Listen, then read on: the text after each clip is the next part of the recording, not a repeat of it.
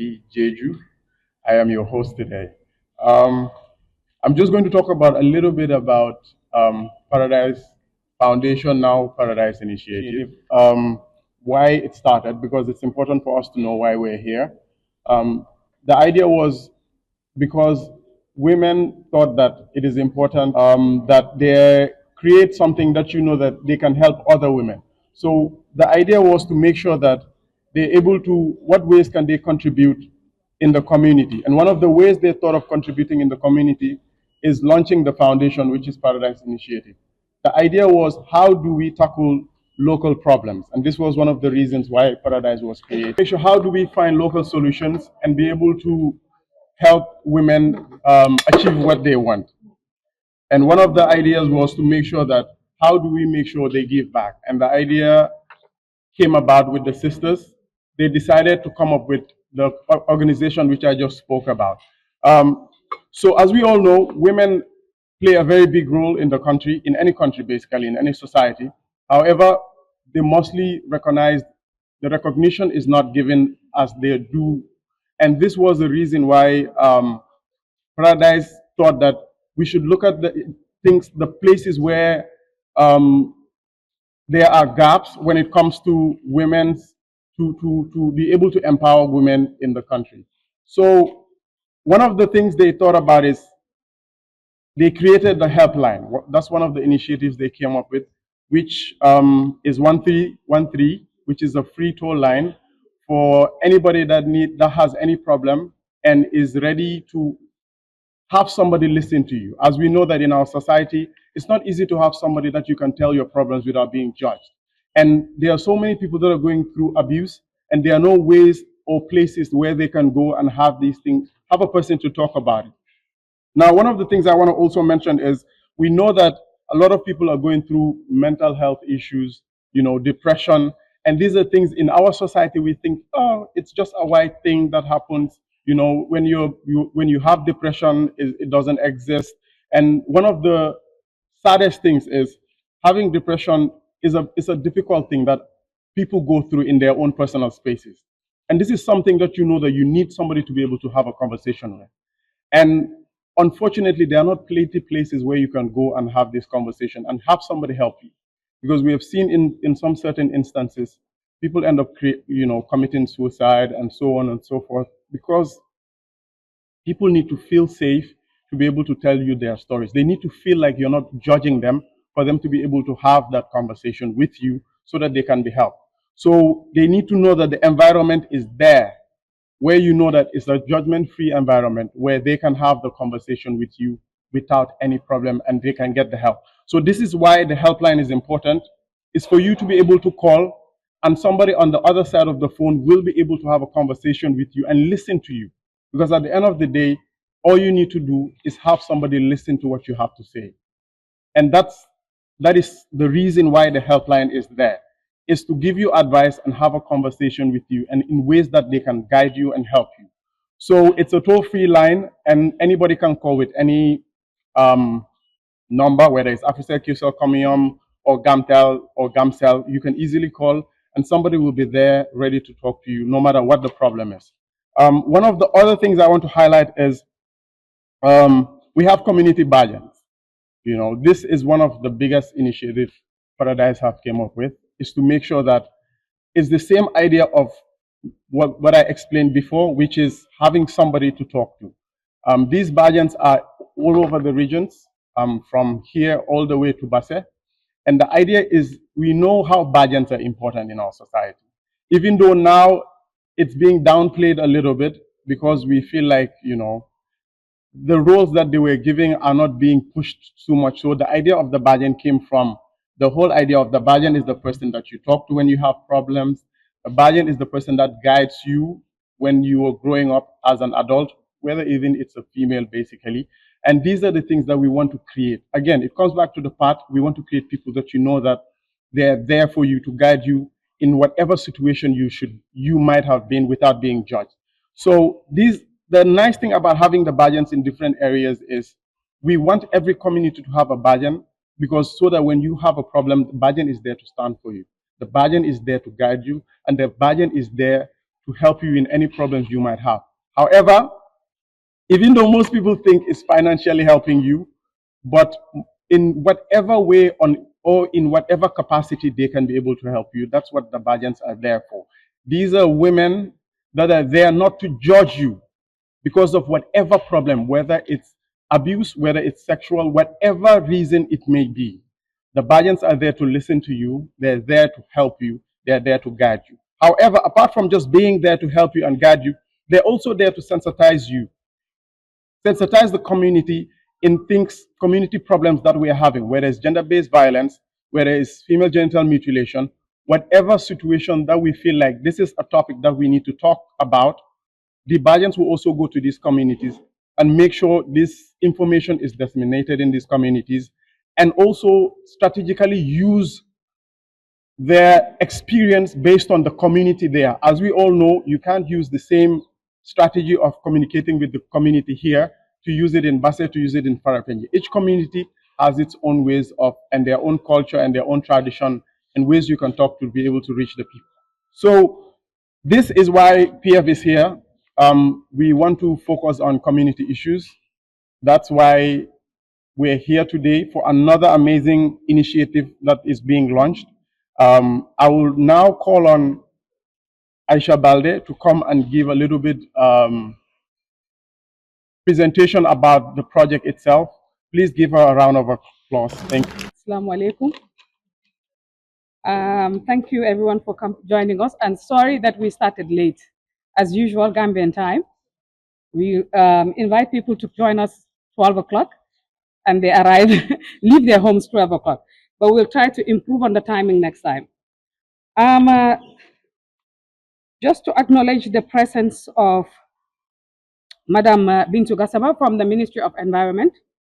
We want to also acknowledge Red Cross Secretary General, as well as a representative from MRC, Director of Peace of Mind, and we have the Executive Director of Jabot, who is a brother and also advocate for women.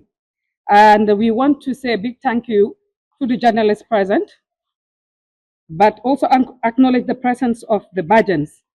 We have the As Bajan, Bajan Dia, Bajan Ami, Bajan Louis is sitting here. And we also have the community Bajans who are with us here. Thank you all for coming. On this day, we wanted to actually create awareness and talk about something that is affecting all our lives, yet we take it slightly. And what is it? The sun. We all complain about the heat. We all complain about the weather. But what are we doing about the weather? Who is changing the weather? It is us as humans who live in the planet. We are actually changing our environment. So we need to create awareness because it impacts on women. Abdullah rightly talked about the use of Bajans in the community. We are launching an initiative that will talk about climate change and women leading in the advocacy of climate change through the Bajans in the community. And the project is starting in West Coast, CRR, and URR. So before I even go further, I think I have to just say it in the local language for the Bajans that are present. Mang di len jaajëfal yéen ñëpp ñëw bu ngeen teewee bés bi kontaan nañ torop pour seen ñëwaay nu ngeen ñëwee uyu si ñu dañ am projet bu ees boo xamante ne waxtaanee climate change mi te soppeeku jaww environment bi te soppeeku bu ñëwee waxtaanee mooy naaj bu tàng bi ak lum dee def si wérgu yarami nit sakatuma jigéen ñun xam nañ ne si communities yi jigéen yi yëpp a dee liggéey si biti right now ñun ñëpp ñoo dee nekk si biti su du tooga bi fóot bi passé bi liggéey hours yu jigéen di spend si biti moo ëppa lu moo spend si biir te loolu dafa am impact si wérgu yaramam as jigéen sakatuma jigéen mu ëmba ñu MRC mu ngi def research dina ko présent si kanam tuuti wone naaj bi lu moo def si yarami jigéen léegi jigéen jur doom ñu ne doom bi dafa am rab aw ngelaw wante leena lañ fàtte mooy ne naaj bi tàngoor bi daf day ekkati deret yaay bi ak doom bi si boppam loolu tam daf day indil jafe-jafe yaay bi ak doom bi te ñeneen ñi ndox bu ñoo naan ak lekka bu ñoo lekka sax demeewut noonu loolu yëpp dafa nekk si wérgu yarami jigéen xam naa ne ñeneen dinañ ne waa ñii gender based violence la ñoo day waxtaane tey ñuy wax yi fi jaww jee climate change waaw ndax loo xam ne soxal na jigéen dañ ko dee waxtaanee te jigéen climate change has a gender dimension mooy am na part bu mag boo xam ne jigéen ñi la jagle ndigte boo seetee tey flood bu amee ñanaay gën a sonn du jigéen su feebar mata amutee pour tooga jigéen yaay sonn ñoo war a tooga so at the end of the day climate change affects our daily lives bés bu nekk lu ñoo def climate change ang si kon ma dem through short presentation project bi ak naka la moo demee moo tax ñu invite media bi ñu xam ñu gën a wasaare xibaar bi ndax lan jigéen yu baree ko war a dégg ñu baree ko war a xam ba pare yéen seen bopp soo leen mënee gën a gestu si topic bi dina baax ndax yéen seen bopp affect na leen about PF initiative Abdullah mentioned some of our initiatives, so I won't go into it. But we are a women-led society with focus with the budgets. We focus on women and the prevention of GBV and GBV referrals and SRH and social issues. We are grounded in community-based and partnership-driven approaches. We don't do it all. We cannot do it all. So we partner with the likes of Peace of Mind and other entities to be able to push our agenda and to be able to support women in the community.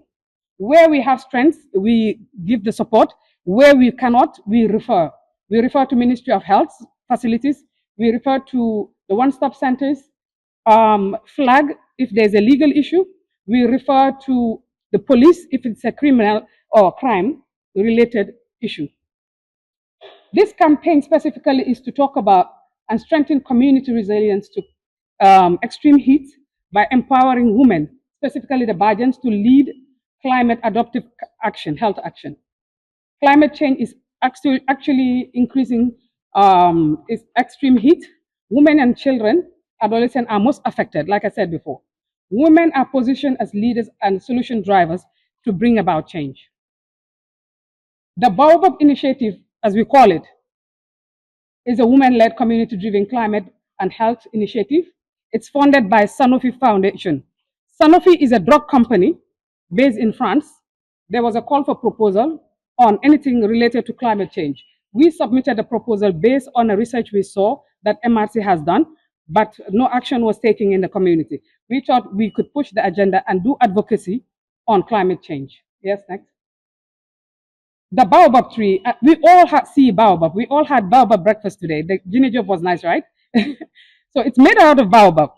And yes, the baobab tree is not extinct, but what we saw from research is that most of the trees are getting old. So what it means is there were times that we won't have the baobab tree. Now we might see abundant fruit, but time will come, we will not see it. And most of the products that we actually use for baobab, apart from juice, the juice is actually everywhere. But the leaves, we are told, is actually going down. If you notice, most of the baobab trees don't have leaves. It's going down. And the leaves is what we use for lalo. I'm sure you all know lalo. Yes. The back of the tree is used for weaving baskets. But if you go around in Gambia, we don't have weavers now. We went to Basse to check for these things to see how best we can look at how to actually empower them. But we couldn't find most. Most of the baskets come from Mali or Senegal. So these are heritages that we need to really keep. And again, the media can advocate. Lu ñoo waxtaanee ñun ñëpp xam nañ buy ak njëriñi buy si suñ community. Buy baax na si wérgu yaram, baax na daf lay joxe vitamine C. Laalo bi si buy lay jóge ba pare raaba yu njee raaba yëpp du buum pañe yooyu yëpp si buy lay jóge. Ak culture bu mu indi values yu mu indi suñu aada wante ñu ngi réaliser ne buy bi mu ngi wàññeeku garabi buy yu am si dëkk bi yu bëri dafa màgget te buy daf day jël over 1000 years pour mu nekk garab bu laa njëriñ te mu ngi wàññeeku torop kon dafa miin ne war nañoo soxal di ji ay garabi buy so farmers yu nekk si biir fii war nañoo gestu seen ndax mun nañoo yokk ku nekk su defee benn sax feena si community bi loolu daf dee help ñu sàmm ko so loolu tam am na solo looloo tax ñuy waxtaane njëriñi buy suñu wér gu yaram ak yeneen ak yeneen suñu wér gu yaram yoo xam ne mu ngi si community bi ñu sàmm ko te bañ koo saagane initiative bi nag buñ applyé pour Sanofi Foundation ñu jox ñu ndimbal pour ñu mun a waxtaan ci community bi léegi ñun dañoo use bàjjan yi ci community yi ñu waxtaan a seen askan pour gën leen a wax njëriñi seen environment ak loo xam ne am nañ ko foofu ñu gën koo value gën koo toppatoo. It's based on research du ne dañ jóg rek di wax lu ñu neex lu ñoo wax yépp am na gëstu yu ko luñ def yooyu lañ ko sukkandikoo. So I think this is clear. Why the initiative matters? We're talking about extreme heat. Luta waxtane wunya flood or any other thing, because we thought it's important to talk about extreme heat, tangor. And extreme heat is increasing and directly affecting maternal, child, and reproductive health. Our colleagues from MRC would present the technical aspect. Pregnant women face higher risk of dehydration, hypertension, preterm birth, and fatigue. Next. And why the initiative matters also, we actually went on assessment in URR and CRR. These pictures are from URR. We saw the extreme heat affects most maternal and child health. But what is striking is here. I'm sure you saw a picture of a pregnant woman drinking from a plastic bucket. We went around to most of the women who were out in the field, in the open, and they leave their homes from dawn to dusk, spending time outside. We asked them about hydration. We checked whether they are hydrated, they have water, they have enough food. And most of the times they have these buckets, and this one in particular is minus bucket, which they use to fetch water from the wells or if there's a tap, and use it to drink. I don't know whether you saw anything wrong in this. One, it's plastic. Two, you know that most of the time this is not washed. They send the kids to fetch the water. And when they bring it in the bucket, everyone picks from it and drink. But the bucket is there, the dust is there. Sometimes it's not even well covered. The woman is pregnant. She's exposed under the sun. She's drinking not so clean water, which is, so all these risks. And in the end, when the woman has difficulties in the pregnancy, we told ne, jine yako japa, rap yako japa. Are you exposing yourself? When we talked about it, even the bucket, if you don't have to be a scientist to know. If you touch the rim of the bucket, it has slime, most of them, and we checked and we showed them, and they were like, oh, wangadiga.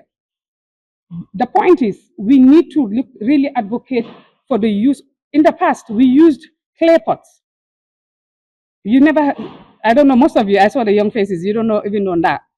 You use that, and that's cleaner and more hygienic. Yes, people will say, why go back to the olden days? We cannot have fridge in the farm, so why not go back and use and modernize our old techniques? It's cheap and it's easy to clean, it's easy to use. Sometimes we make our lives difficult. So again, the advocacy will talk about these things. It's simple, but it can change lives and it can really help improve lives. The next one is the use of firewood. We all use firewood or charcoal to cook, or for any household use. But we realize also the use of firewood have lots of challenges. We all know that. But in fact, the Ministry of Energy can talk about sometimes you see on the news that a truck of charcoal or wood has been intercepted because they're not allowed in some areas to cut down the trees for firewood. So what are we promoting? Alternative fuel. We were supposed to have women initiative to show us some of these alternative fuel. But what we're advocating and using this platform to say that, why can't we industrialize it? Businesses can start looking into industrializing clean energy because we cannot do it piecemeal and win. Can we industrialize clean energy? And that is where the media also can advocate so that we can advocate for clean energy in our communities. Next. The project is community-based, and we were talking about improving on local initiatives. This picture of Anda, in fact, we were discussing this project, and colleagues from Rwanda sent me pictures about the clay pot. It's widely used there. They've modernized it. Instead of dipping your hands inside to fetch the water, it's a tap attached to the pot. And it's clean, it's modern, and it's nice, and it's, you can use multi-purpose. So again, these are the initiatives that we said, why can't we have it? Why can't we promote it in our culture, communities, rather than throwing away all the good stuff that we had? We've seen women in the marketplace sitting to sell whole day without adequate cooling system. But the good thing is that the communities know best. Wherever you go, when the sun is really hot, they know they will know the direction and move position. But again, with bit of education, we will know the impact it has on our health. Next.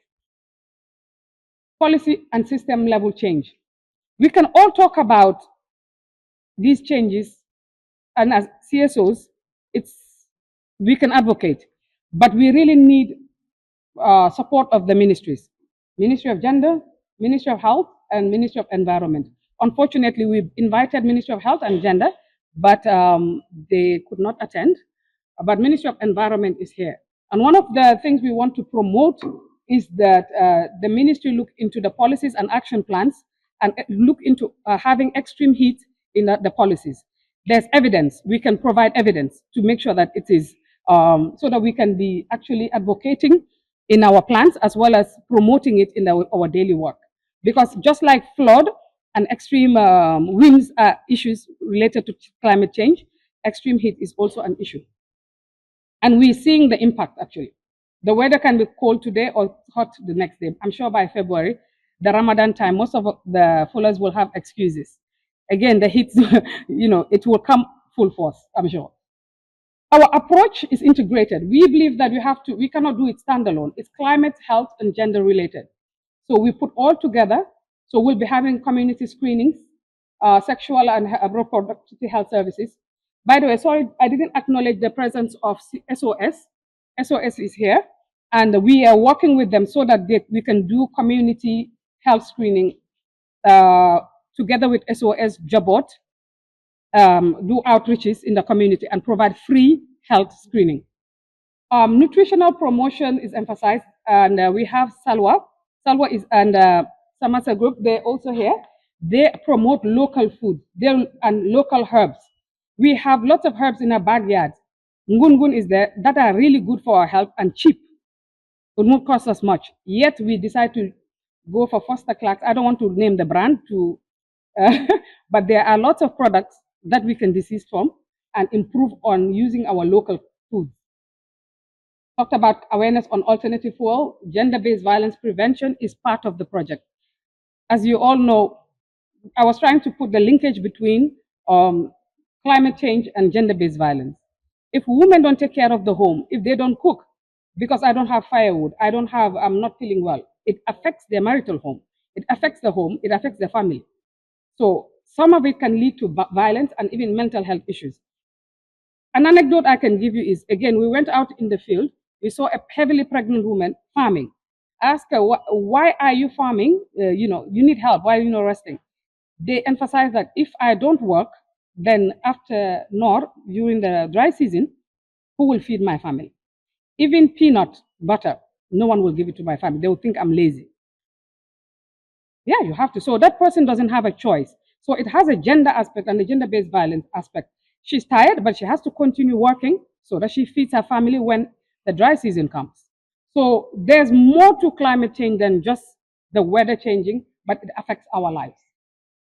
That's why we're mobilizing women through the budgets, and they can work with youths. We already started and had a session with the youth, Red Cross volunteers in CRR, URR, and we talked about, and they were very keen on the alternative fuel, and we were so happy to have young people, asking more questions when what to do with alternative fuel.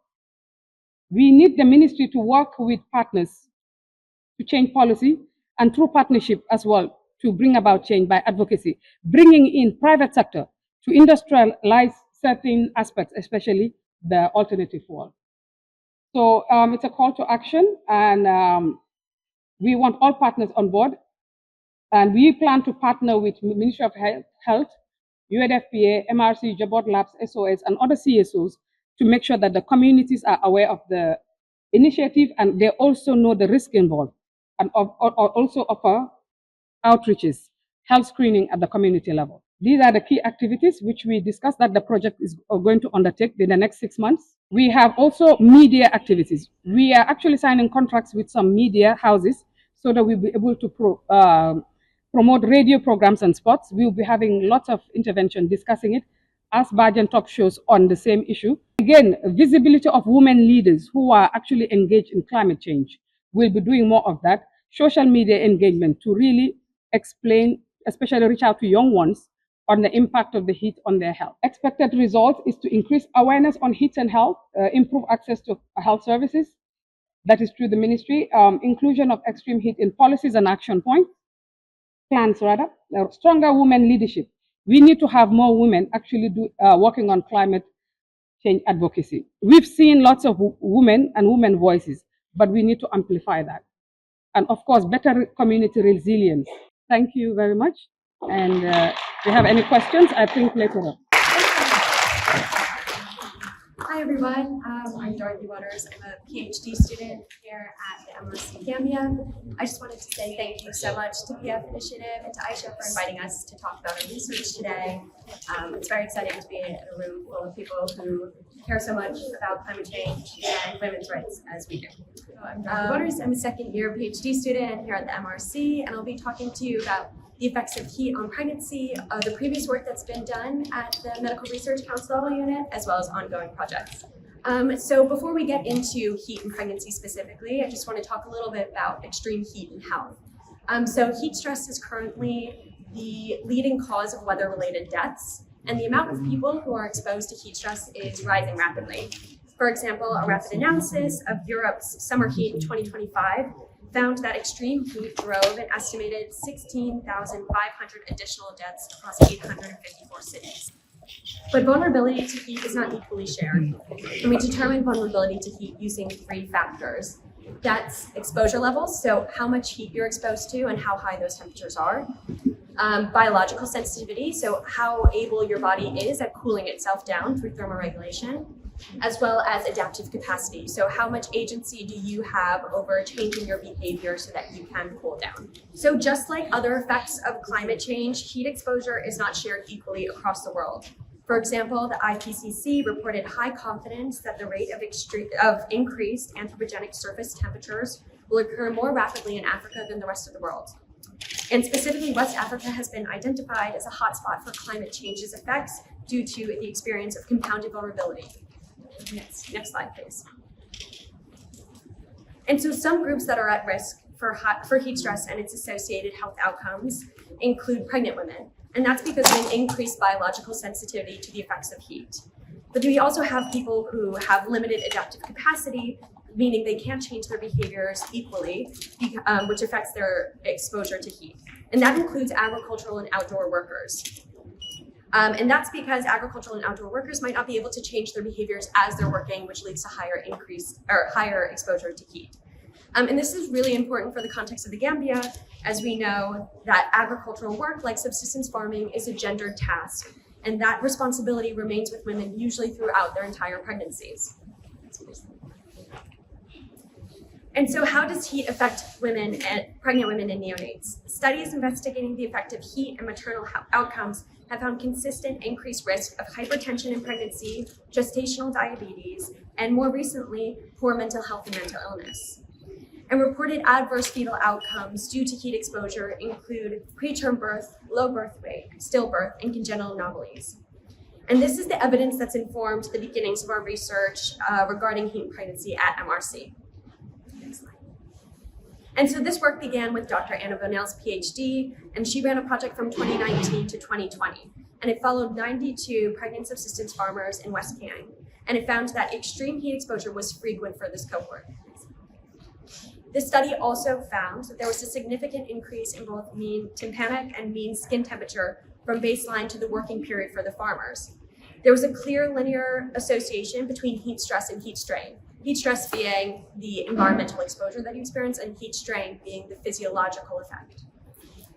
It was found that there was a significant association between fetal heart rate and fetal strain as well, and between maternal heat strain and fetal strain. All of this means that pregnant women in the Gambia within this cohort were not only experiencing high heat stress exposure, but there was a clear physiological strain from this exposure for both mother and fetus. Next slide, please. Despite all of this recent work regarding heat and pregnancy, there are some key questions that remain. Those being, what are the exact biological mechanisms that make pregnant women more vulnerable? Recent research has shown that pregnant women are able to thermoregulate throughout their pregnancy. However, we're not exactly sure what makes them more sensitive. What are the critical windows for heat exposure? If a pregnant woman experiences really high temperatures during her first trimester, is that associated with any sort of congenital anomalies that happen for the fetus? Also, does it lead to any further issues with birth outcomes? What is the exposure experienced by vulnerable populations? Most of the research done in heat and pregnancy has been focused in the global north. And so this has left a significant gap in the research for women who are experiencing incredibly high temperatures like the women in the Gambia. And finally, what are actionable, effective, and accessible adaptations for pregnant women so that we can avoid the effects of heat on their pregnancy outcomes?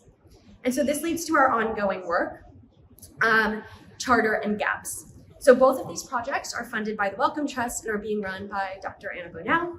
Charter is just starting, and it'll focus on the impact of climate shocks and access to antenatal and postnatal care with public and policy implications.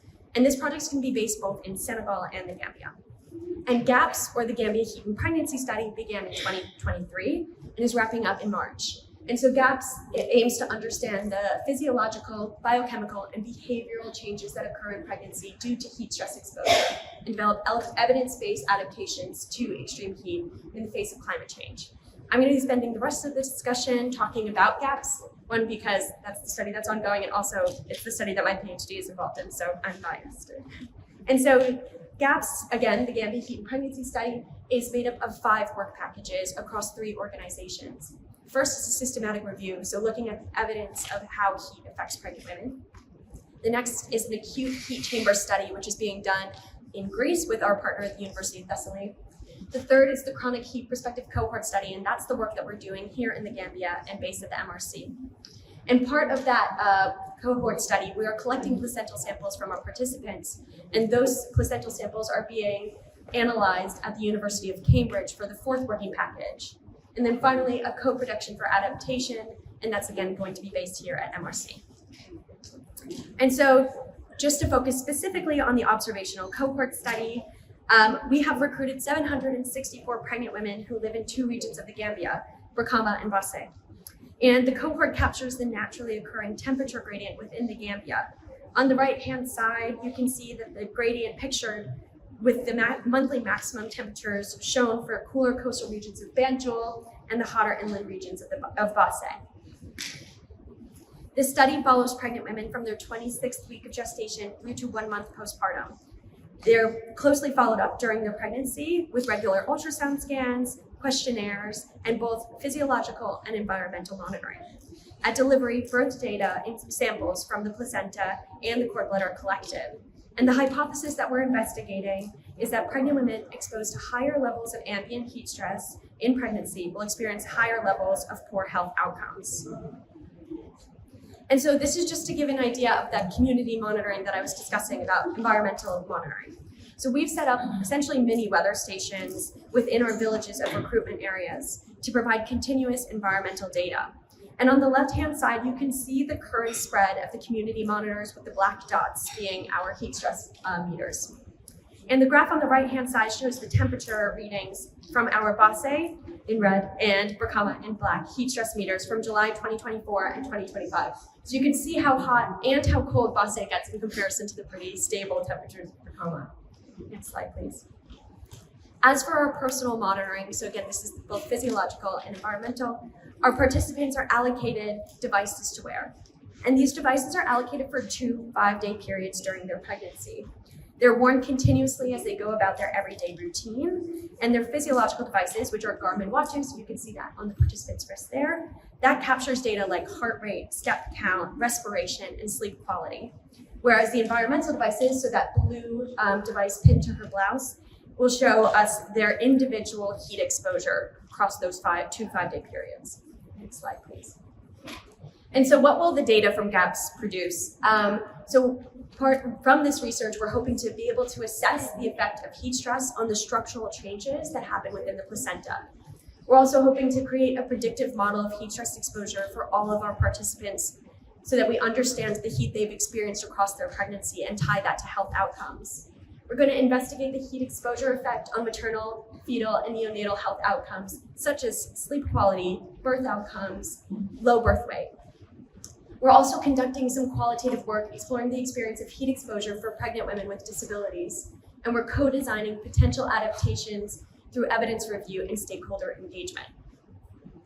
And so after this is done, what's there left to answer? Well, there's actually a lot left. So some ways that we can continue the work we're looking at heat and pregnancy is trying to continue to understand the experience and exposure of systemically marginalized populations. As I mentioned earlier in the talk, not everyone experiences heat equally, and there's plenty of groups who will have either biological sensitivity or adaptive constraints that will force them to have higher heat exposure.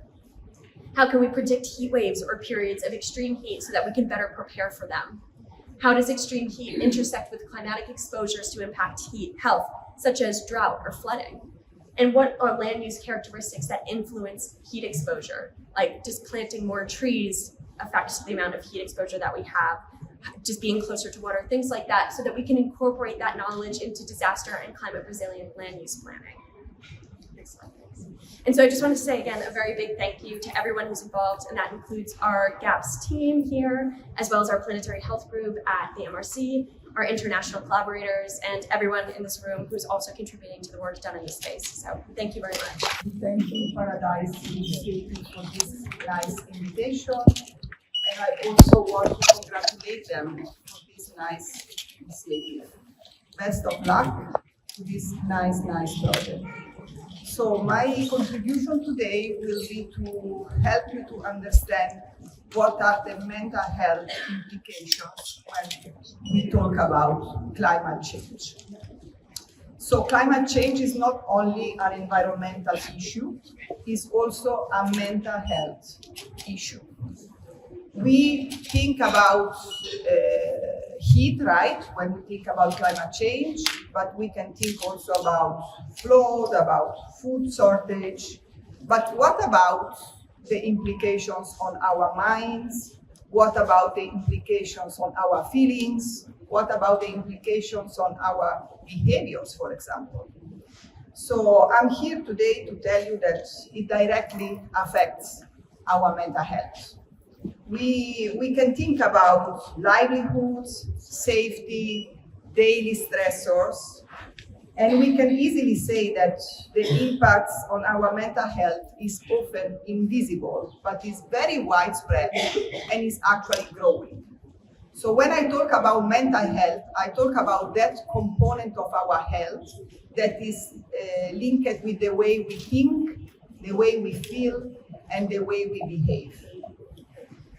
My background is mental health, so I used to support individuals, I used to build capacity in organization, and I'm really glad that such an initiative is now on in the Gambia, because it might also contribute to raise the knowledge about also mental health issues that are affecting our citizens, our brothers and our sisters, and ourselves as well. So when we think about climate stressors, we can also talk about and think about chronic psychological stressors. Now I will give you some examples. So let's think about irregular rains. Let's think about crop failure. We can easily think about the financial stress, right? The family conflict that might arise from that. And also the feeling of hopelessness, right? Of people that are directly affected. People that are trying and they are not succeeding, right? So the risk also of sexual and gender-based violence can increase due to aggressiveness, due to, lack of coping strategies. When we talk about flooding, we talk about displacement, we talk about loss of homes, loss of loved ones sometimes. So when we move the attention to our mental health, we can name trauma and trauma response, we can name fears, we can name insecurity, we can name grief. I know we are all familiar with those type of feelings, right? But when they keep on being there, they keep on being part of our daily life, it means that our mental health is getting low, is deteriorating, and that is not okay for our overall health. When we talk about heat waves, we talk about difficulties, sleeping problems, for example, that is linked to irritability, is linked to exhaustion. So that is how also our anxiety might come or might increase if it's already there. Our aggression also might increase or might just come. And if we have any mental health condition already, the heat will just worsen them. So it's really important to consider that for many Gambians, climate-related stressors increase the level of stress. Can we all agree on that? And increase also the symptoms of mental health conditions if they are already there, or it might cause them if they are not there. So all the responses that we have through our reactions are actually normal. They are normal responses, we say in the psychological field, to abnormal and prolonged stressors. I would like to bring also this important consideration that climate change deepens existing vulnerabilities. So we talk about women and children, right, before? So we can talk about all the people that are directly depending on the climate, like the farmers, the fishermen. And when it comes to women, we can easily think about how the caregiving burden might increase due to the climate change, how the food insecurity, the stress, and also the risk of being exposed to sexual and gender-based violence might also arise from the climate change. Children and young people, they might experience school disruption. They might experience more anxiety, agitation, or fear of the future. And they might also be affected by developmental impacts.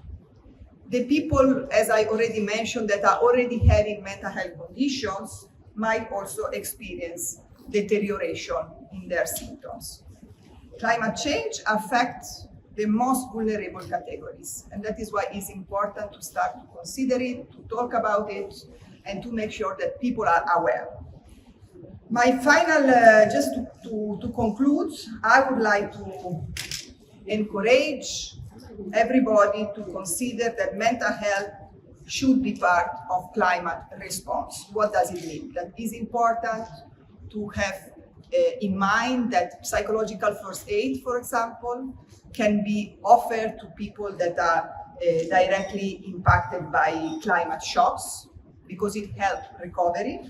That safe spaces for children and women are a very good way to start to support and to create awareness and to give also the first support, as I said. Strengthening community in order to learn other coping strategies, to learn how to deal. When we know, right, what we are dealing with is easier. When we don't know, things might be very difficult. So mental health support builds resilience, helping community to recover faster. If we keep on ignoring mental health, we weaken our ability to adapt to climate change. I just conclude by saying that a climate resilient Gambia must also be a mentally resilient Gambia. Thank you. I'm glad that, again, Gambia, we're getting to this level where we're talking about mental health. As we all know, mental health is in Africa. Our concept of mental health in Africa is very different. But it still doesn't mean that it doesn't happen.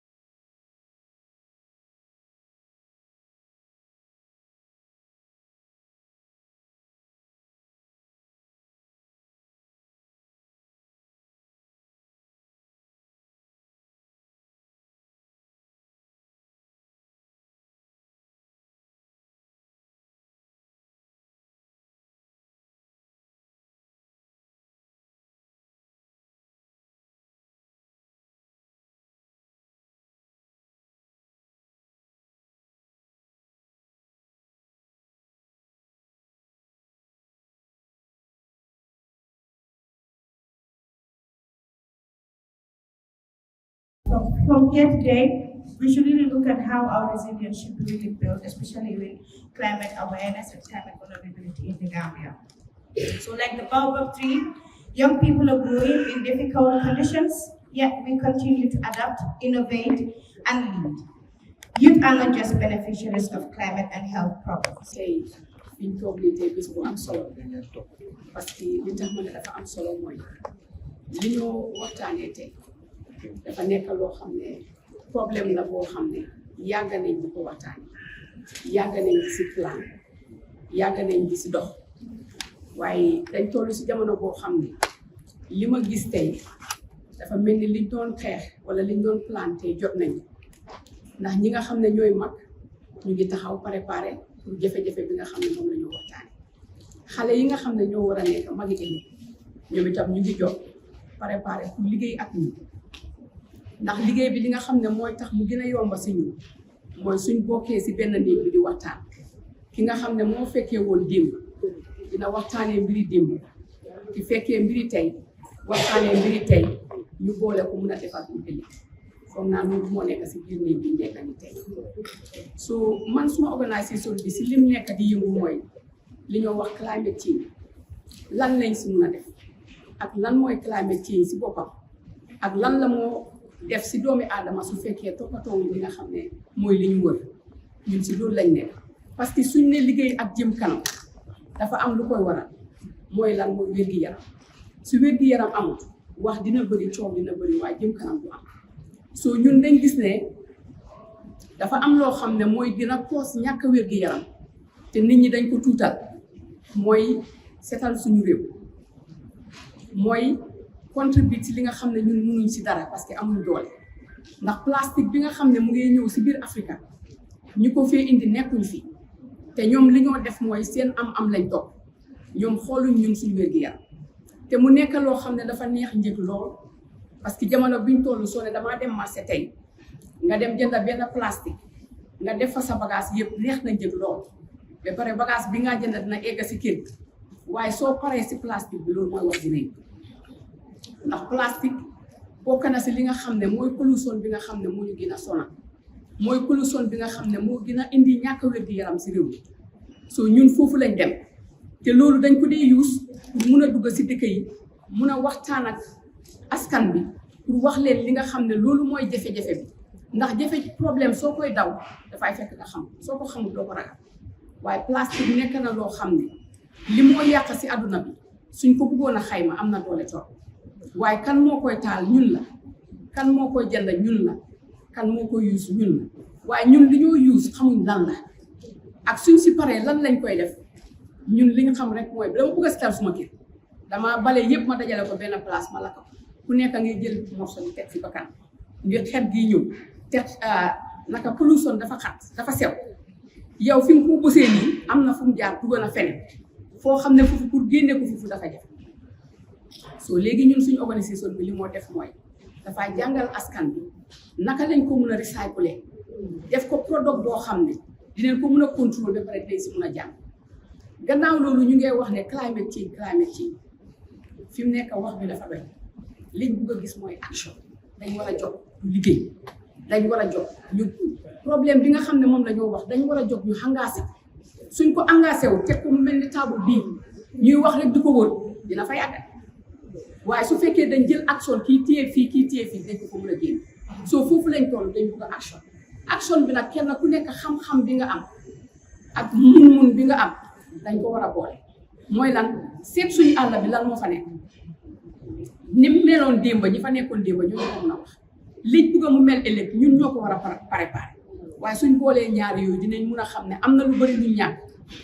te li ko ñàkkaloo mooy ñàkk moo ko waral poobati soo demee ba si dëkki kaw yi nga seet li fa nekk parce que fii soo fi nekkee rek di advocate xamuloo li nekk si problème bi nekkul fii problème bi si kaw la nekk te ñun dañ war a jóg dem engagé leen éduquer leen wax leen li nga xam ne loolu lañ war a def ñoom ñu def liñ war a def ñun itam ñu def liñ war a def problème bi mun a sol parce que boo duggee si àll bi ñu ne climate change nit ñaa ngay dugg si àll bi di dog ay garab ñii di ko def ay mata di jaay lan moo tax ñu koy jaay amuñ luñ lekk suñ amul luñ lekk foog li leen jege ñu lekk ñii di ko dog di ko def ay këriñ di ko jaay pour dundal seen i njaboot nekkul ne xamuñ ne lii daf leen di affecté waaye amul feneen fuñ jàpp moo tax Women Initiative Gambia dafa jot taxaw mu ne foog ñu find alternative mooy beneen yoon buñ mun a jaar mooy waste bi nga xam ne moom lañ dee xal du yëpp a bon pour man dama ne benn waste bon ndax soo ne plastique soo demee su suñ table bi di nga fekk ñu ngi ko def ay poche di ko def ay dàll te loolu yëpp dafa indi xaalis gannaaw bu ko liggéey ba pare nga sànni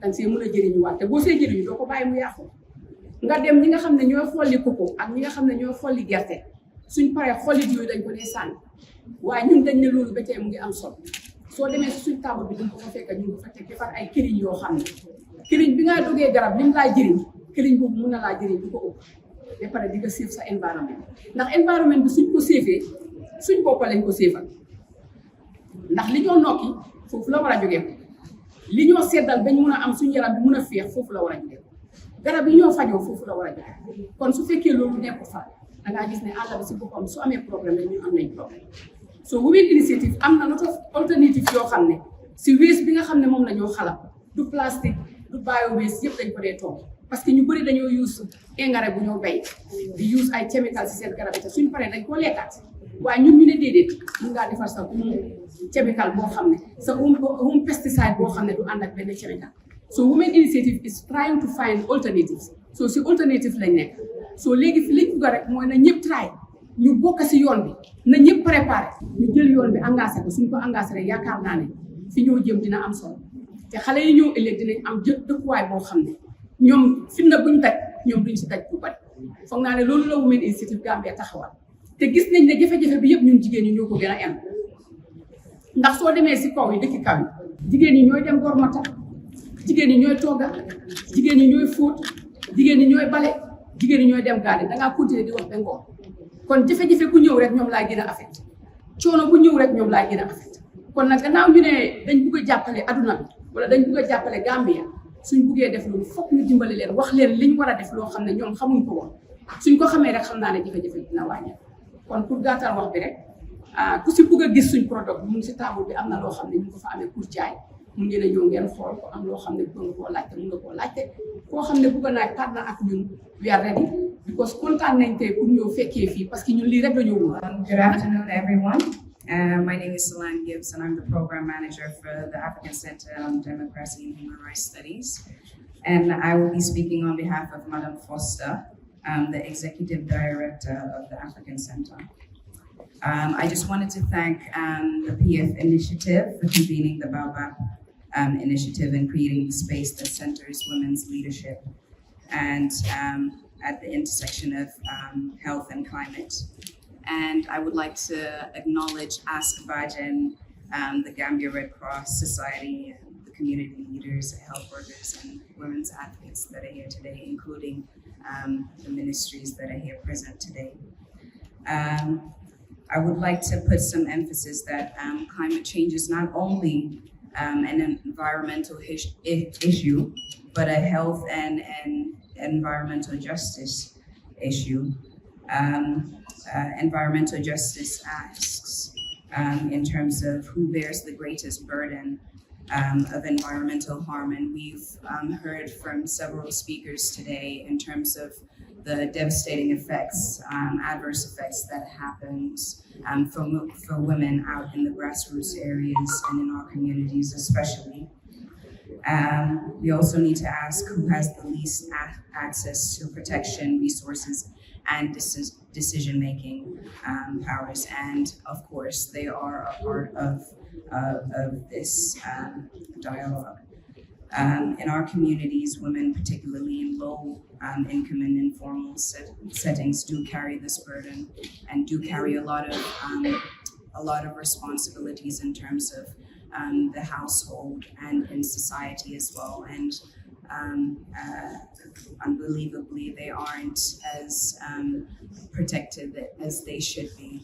And inevitably, hence the reason why this initiative is so important to highlight the adverse effects of what they're going through in terms of the environment and the climate, and in terms of the discussion as it stands.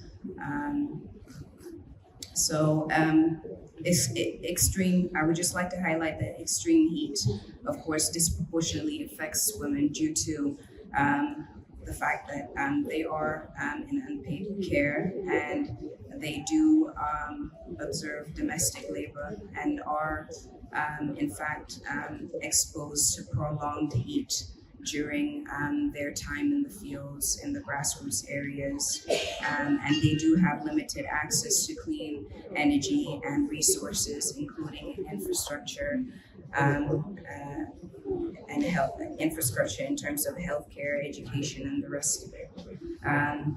Environmental injustice is evident where women are exposed to health risks, of course, that they did not create. But still they are adversely affected by this, and the structural inequalities, as stated before, limit their ability to adapt to these changing and pressurized environments. And considering that climate change is an ever evolving discussion in terms of the effects that the world is going through, it's highly important that this initiative is here to highlight and address these issues. And therefore it is extremely important to address and focus our efforts on equity and gender responsive solutions. Women, on behalf of the Executive Director, I would like to reaffirm that women not only need to be protected from climate harm, but they must lead in the solutions and be a part of the decision-making process. Women's leadership is central to everything that they do within their communities and society. Everything from nutrition practices that protect family and the community's health, women's health, community health education rooted in lived experiences. Environmental justice is realized when those most affected shape the responses and are able to be a part of addressing these issues. Community action like this, like the initiative that BOABAB and PF initiative are leading, is highly important in translating environmental justice from principle into practice, affording a space for the voiceless and helping rebuild the communities and hopefully strengthening and empowering women to be at the fore. Community-led approaches ensure solutions are culturally appropriate, benefits reach those most impacted, interventions are sustainable and trusted, and of course this is how environmental justice becomes tangible, local, and people-centered. Partnerships and collective responsibility needs to be spoken about and needs to be something that we put forward and continue to aspire to, and acknowledge the importance of partnerships between civil society organizations, humanitarian actors, community groups, and women leaders. We need to reaffirm the commitment to supporting women-led organizations and initiatives, strengthening community-based health responses, and promoting inclusive climate action. We also need to highlight the importance of collaboration between civil society and humanitarian actors. Most importantly, as a call to action, we need to center environmental justice in health and climate work, support women's leadership beyond symbolic participation, and actually making sure that we empower and promote continued work and progress within this sphere. Supporting women's leadership beyond advocating for policies at the institutional level, but also going within the grassroots level and making sure that people are understanding what is being fought for to protect the most affected communities. We need to reinforce that climate action without justice is incomplete. So I would like to, and though brief, I would like to thank the organizers and the participants on behalf of the Executive Director. And I would like to close with stating that when women lead health, climate, and environmental justice efforts, communities do not just survive, but they thrive with dignity and prosperity. So thank you very much. Although we don't have the high table, but we do have representatives should be the high table. We have Deputy Permanent Secretary, Ministry of Environment, I see.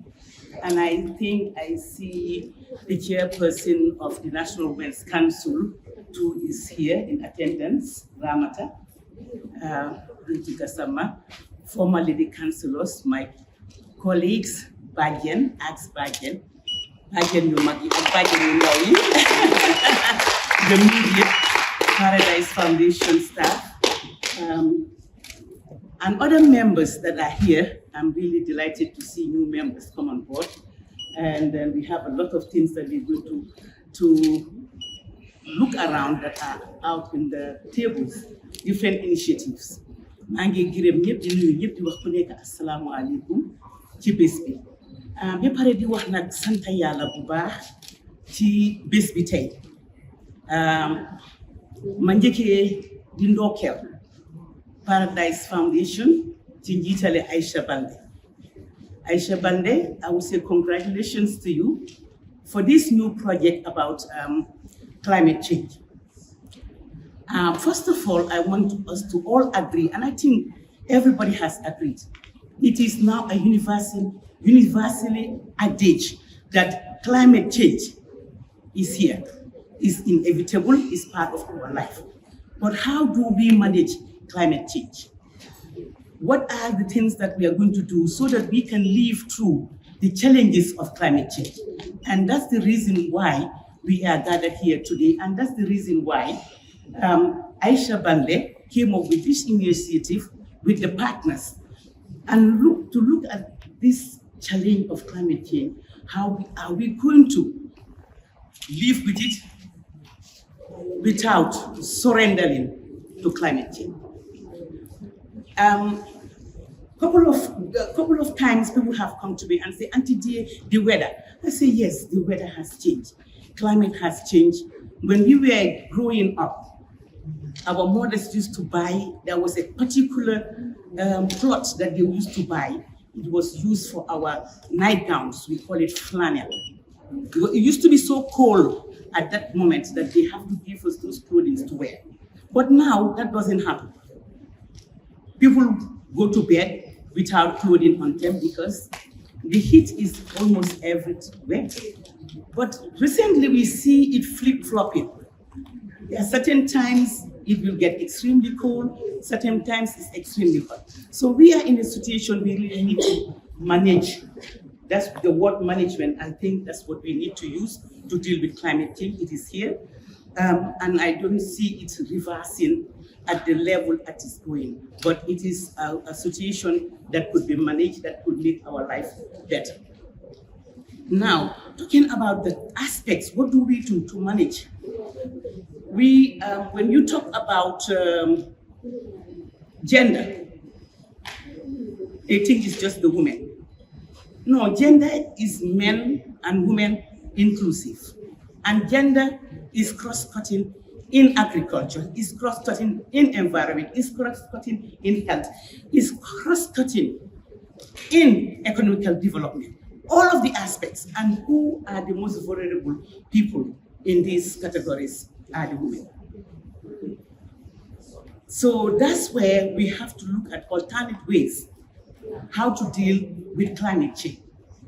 It is affecting our lives, economically, health, production, everything that we deal with every day is something to do with gender, and it's something to do with our lives, and it's something to do with the weather.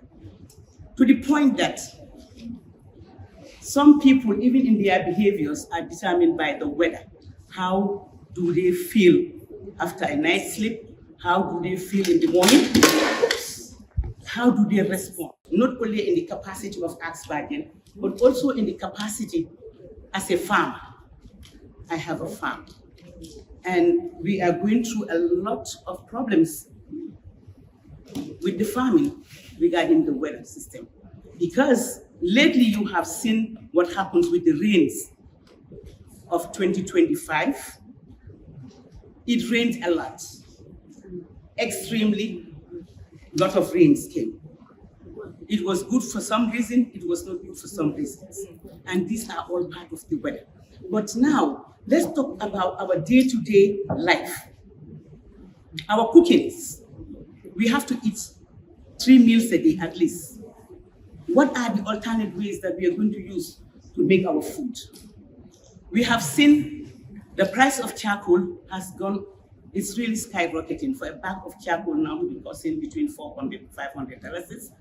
And it's not even good charcoal because it's light wood. Apparently, all the wood, the strong wood that is surrounding us, has been fallen down and turned to charcoal. So, what help? Are we planting more trees so that we can have more wood? No, we are not planting enough trees to compare to what we are we are putting down. So that's the comparison we need to look at. So what are the alternatives measures we are going to look at? Let's look for renewable energy. The gas. These days I've been advocating, let's stop using the charcoal. And they say, oh, but the gas. But now, if you look at it, it's even cheaper to use the gas to cook rather than to use the charcoal. A family of my size use $80 of charcoal a day. $80, multiply that, do the math. In a month, how much would that be? That's a lot of money. So that's why it's important to think about alternate ways of getting rid of charcoal and of course the firewood. Now, coming back to Paradise Foundation, we started with Ask Budget. And Ask Budget has been a platform to advocate for women against gender-based violence, to advocate for the empowerment of women, to advocate for a lot of things. And the most important thing that we do is the psychosocial support, which is very, very important. Very necessary and important. A few days ago, there's a crisis that happened in Senegal. There was a lady, I don't know the details, that died, and everybody's talking about her and how she was dealing with mental health. So without a doubt, a lot of us, whether we say it or not, we are dealing with mental issues, mental health. The stress, it's a lot. And it's important that you have somebody that you can talk to, somebody you trust, somebody who can listen. They may not be able to solve the problem, but they may be able to listen to your problems and partner you with somebody else who would help you. So that's why it's important we continue the advocacy and we continue to encourage people to call 1313. And 1313 is not only for women, but also for men. Because when we say gender-based violence, it doesn't only stop with women, but both men and women are affected. That is something I just want to throw in because that is the core of where the pageant started. And now, going into this new era of climate change that we want to be part of it, and we're going to be advocating about climate change, I will just say congratulations to Paradise for initiating the BOABAB initiative, and congratulations to the pageants. And now, as you know, we have pageants all across the country. We started with 4, now we are about 100 and something across the country, from Banjul all the way to Basek, beyond. So, and we want to take the same method to make sure that we send the messages, to make sure that we create awareness in the climate change as we did as in the Ask Bargain show. It is something that we can dwell on, both gender-based violence, both climate change, and so many other issues. They are all interlinked. This is human nature. We have to grow, we have to eat, we have to do all those things. But then we need the things to do it. We need the fuel, we need the charcoal, we need all of these things, but we find out a way that we can balance it. Even the waste plastic, Madam Cisse spoke about that some of these plastics that we use and throw it out. But we can reuse these plastics. We have now found out that we can use bags of rice to grow our potatoes. Because you don't need a big land size to be productive in agriculture. We can use the empty bottles of plastics to make, we make the drinkers for the chicken. We make the feeders from the empty plastic. So there is a new emerging technology that we can reuse most of these things. For every waste that is out there, we can reuse it. And that's why it's important to know that we will have to innovate, we have to follow, and we have to learn. We have to start creating. And we don't limit ourselves to what we have. We need to go out there. We need to look outside of Gambia, what other nations are doing, so that we can emulate them. There is nothing left for you to say. And that is what has happened to me. And I was sitting over there, itching myself, telling myself, why I didn't say everything that I wanted to say. They should leave something for me. But all the same, we are in this together. And even though they have said everything, I will try my best to emphasize on what they have said from my own perspective and from the government of the Gambia's perspective. We have a lot of people who spoke here from different institutions, NGOs, and civil society alike. So I will just lay a little bit of emphasis on what you have said. I would like to recognize the presence of all the Bajans here. I know Bajans are resilient as a baobab tree. A baobab tree is very resilient. There is no part of the baobab tree that is useless. The leaf, the bark, the roots, the fruit, every part of the baobab tree is very, very useful to our livelihood. So I thank you, the Bajans, for being the baobab tree for us. I also want to recognize the presence of our former chairperson of the National Women's Council and her councillors. Seated here in the front, there is Aisatuti Sawane, my darling husband, Abijata, my friend, Demadafe, and my little girl, that is Sanyang. I want to recognize the presence of the Executive Director of Women Initiative, Aisatuti Cisse. I had the current chairperson of the National Women Council, Lisa Ramatan. I recognize your presence. I also recognize Esa Balde, and I thank you very much for inviting us.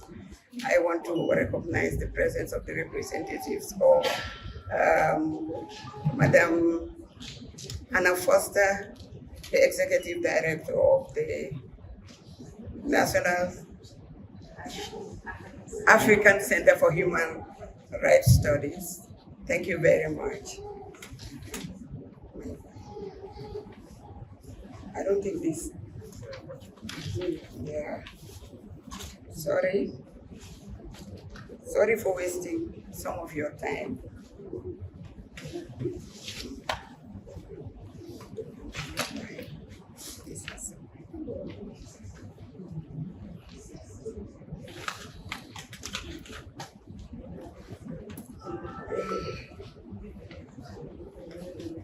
Distinguished ladies and gentlemen, the young people, the media here present, my colleagues, and fellow gender experts, I should have, sorry, yeah, fellow gender experts and climate change champions. It is an honor to be with you today at this important launching and press conference on women leading health and climate actions. We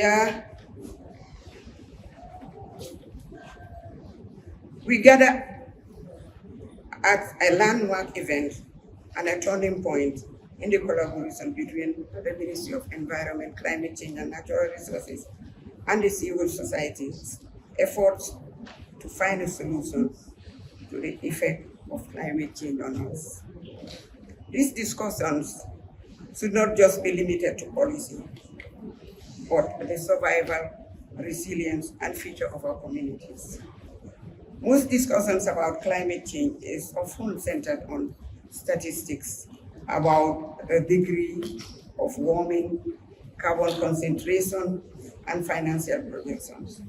But we must remember one fundamental reality, and that is climate change impact is not gender neutral.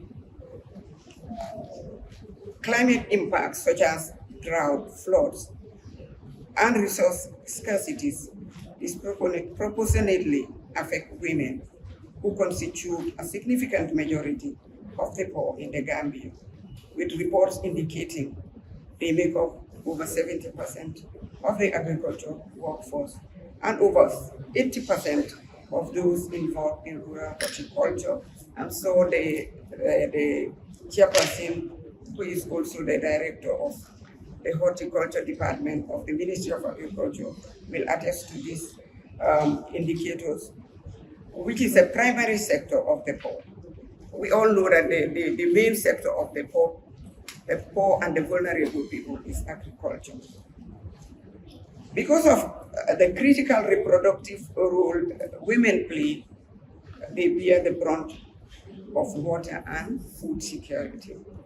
In the Gambia, women are highly vulnerable to the impact of climate change, and it threatens livelihoods, food security, and environmental stability. Women, particularly those in the rural areas, are on the front lines of climate change, meaning they are more affected by the effects of climate change. They bear a disproportionate burden of climate-related disasters, water scarcity, and agricultural failure.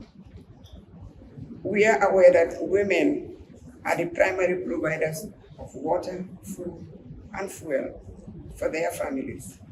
As drought intensifies and land degrades, the time and effort required to secure these resources increase, directly impacting their livelihood and health. Furthermore, we cannot ignore that climate change exacerbates existing inequalities, leading to increased gender-based violence, high rates of displacement, and reduced access to education for girls. A gender-blind climate change policy is not just ineffective, it is dangerous. However, we must move from viewing women merely as victims to recognizing them as powerful agents of change, innovators, and guardians of biodiversity. From grassroots adaptations projects to national policy negotiations, women possess unique knowledge and strategies for resilience. When women are involved in decision making, environmental agreements are more likely to be ratified, and land use policies are more likely to be sustained. When we invest in women leadership, agriculture experts, and renewable energy entrepreneurship, we are not just supporting women, we are empowering entire communities to adopt and strive. The need for gender-responsive climate action. Gender-responsive climate action goes beyond just acknowledging gender differences. It actively promotes gender equality by empowering women, households, communities, and decision-making processes. First and foremost, to do this, we must integrate gender into our NDC. This is our nationally determined contribution, how much greenhouse gas we are releasing into the atmosphere. What is the Gambia's target? How much do we want to reduce this greenhouse gas? A lot of speakers talked about cooking with charcoal, with firewood, with a lot of other things, a lot of other activities, issues of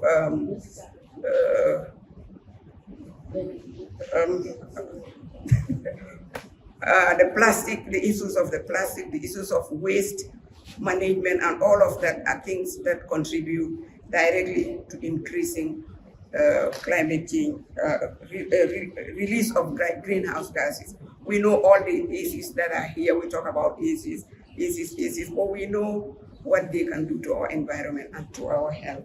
And as much as we want them, they are also contributing a lot to greenhouse gas emissions. So the Ministry of Environment, Climate Change and Natural Resources focuses on creating inclusive climate policies, fostering gender-sensitive adaptation, and empowering women as agents of change. Key efforts involve capacity building, using gender disaggregated data, and ensuring women's participation in decision-making to enhance climate resilience. We are also advocating for more gender-responsive budgeting, and which means we must allocate dedicated funds for gender-related climate adaptation and mitigation, ensuring resources reach at the local level. The Gambia has integrated gender equality into climate action, ensuring national budgets address the specific needs of women in agriculture, in fisheries, and natural resources. Key initiatives include the National Gender and Climate Change Action Plan 2025 to 2027 under the Ministry of Environment, and the ProRefis project focusing on empowering women through sustainable gender inclusive investment in climate resilience under the Ministry of Fisheries. Strengthening data collection is also very key to be able to come with effective policies. We must have data to really speak to these policies. So we need sex disaggregated data to understand how climate change affects women and men differently, allowing us to build better evidence-based and targeted policies. Therefore, our call to action today is to move from rhetoric to gender-responsive climate action. This means we cannot overcome the multiple climate crisis facing our country without integrating a gender perspective into resilience interventions. Recognizing the power of community-led actions, local wisdom, is really important. The most effective solutions are designed and implemented by the communities themselves, leveraging local and indigenous knowledge. Community ownership is also very important. When communities lead, they own the outcomes, ensuring long-term sustainability rather than relying on temporary external aid. Amplifying the voice of decision-making, we really need to ensure that women participate in decision-making, not just in their numbers, but effective decision-making and also having their voices heard.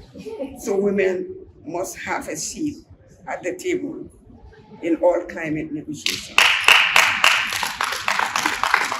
From local councils to the national level and international levels. We know that when people go for the COP, majority of the delegates are men. We have few women joining them. And when we negotiate about women, we want women at the table. What is for me without women is not for me. That is really important. So women should also have direct access to the finances that are coming, that are for also climate actions. So we must ensure funds reach them directly and not through some briefcase NGOs sometimes. I'm sorry to say that, but it happens, and also some elites who are within the communities to control the decisions that should have been made by women. So we want to ensure that finances that are for climate action go directly to women, because they are the ones that are most affected by climate change. So we need to invest also in women groups, support women-led cooperatives and associations involved in climate smart investments.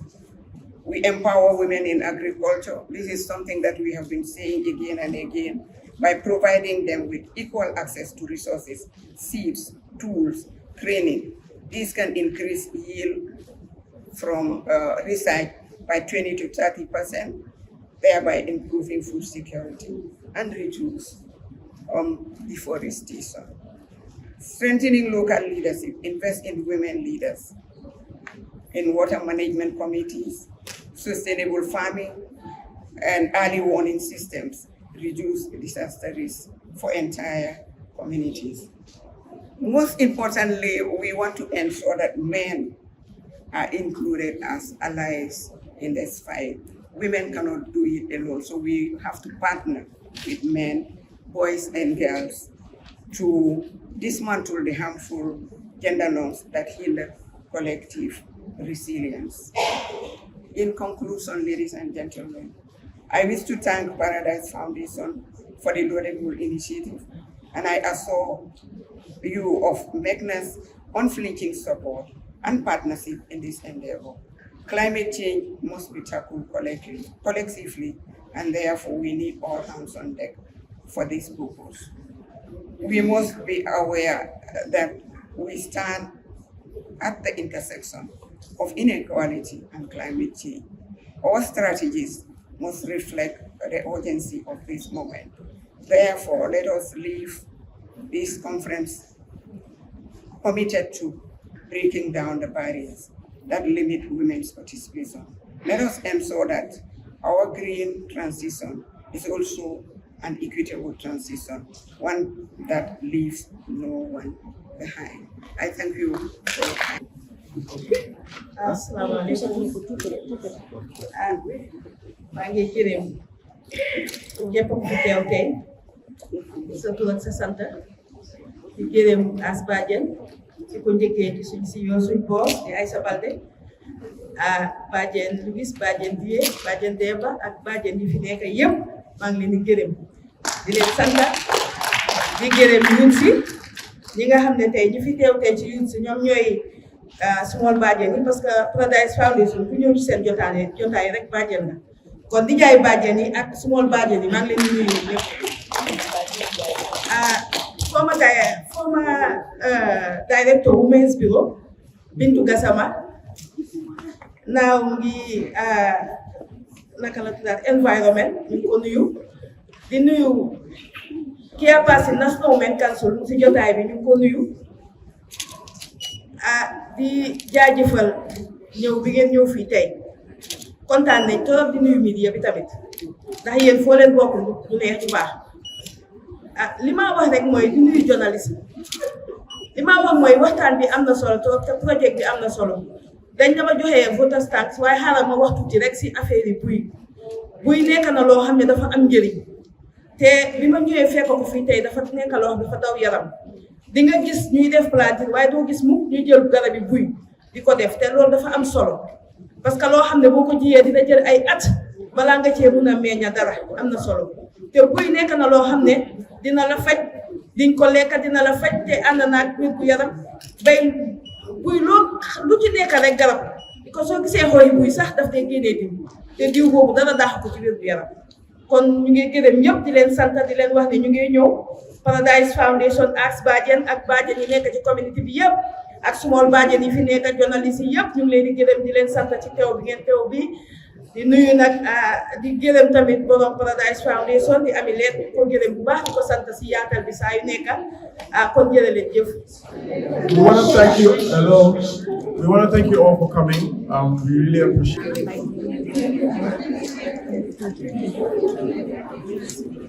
with lemongrass and citrus with some of the herbs like this is 1,005 for 150 grams. It's so good for hormonal imbalance.